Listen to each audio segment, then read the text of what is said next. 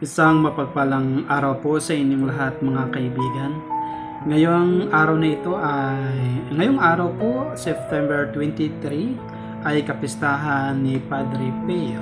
So, meron po akong maliit na statwa dito kung saan lagi akong humihingi ng prayers mula kay Padre Pio. Noong nasa theology pa lamang ako ng second year, dumating po yung puso ni Padre Pio sa Pilipinas at yung professor po namin sa Eucharist ay nag-invite po para po mag-serve sa Manila Cathedral kung saan mag-venerate yung puso ni Padre Pio. At sinabi ko sa sarili ko na kapag mabigyan ako ng isang role sa misa habang naka-expose yung puso ni Padre Pio, ay magiging pari ako. At alam niyo po mga kaibigan, natupad po yun.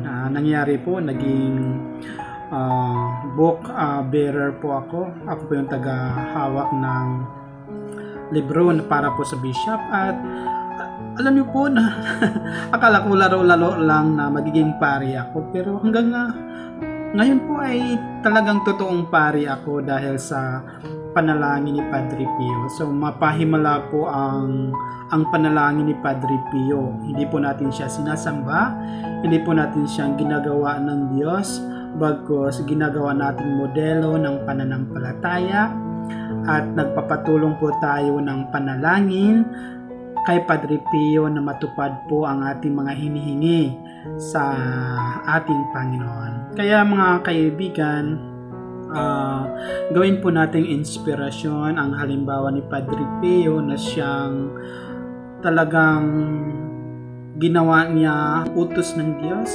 Ang lahat ng mga salita ng Diyos ay nagbunga sa kanyang buhay sa pamamagitan ng devotion of the Blessed Sacrament.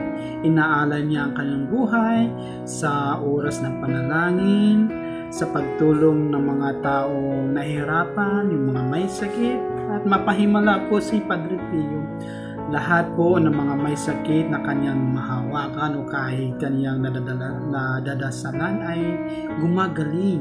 So tayo din, kapag lumalapit tayo sa kanya, gagaling din po tayo dahil makapangyarihan ang kanyang panalangin na siyang tutulong sa atin para ipagkaloob ng ating Panginoon ang ating mga hinihingi.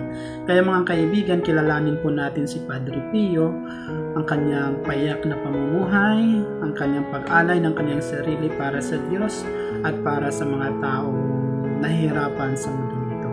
Kaya happy feast day po Padre Pio, ipanalangin niyo po kami.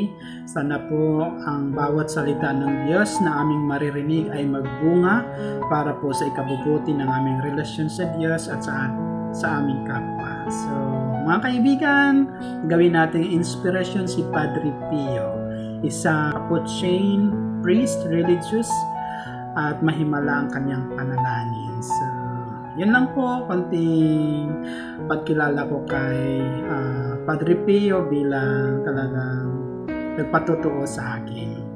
So, God bless po, dalay ko ng Diyos.